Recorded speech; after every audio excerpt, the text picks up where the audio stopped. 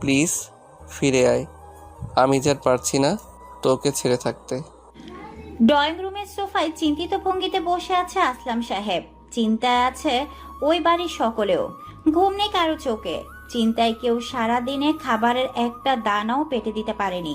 ইতিমধ্যে আসলাম সাহেব তার পরিচিত এক পুলিশ অফিসারকে ফোন দিয়েছিলেন পিহুর নামে মিসিং কেস করতে, কিন্তু 24 ঘন্টার আগে তারা কোনো পদক্ষেপ নিতে পারবেন না জানিয়েছেন।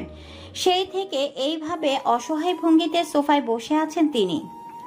মেয়ের খোঁজ না পাওয়া পর্যন্ত কোনো মতেই শান্তি পাচ্ছেন না। রাত যত বাড়ছে সবার চিন্তা ততই বেশি হচ্ছে।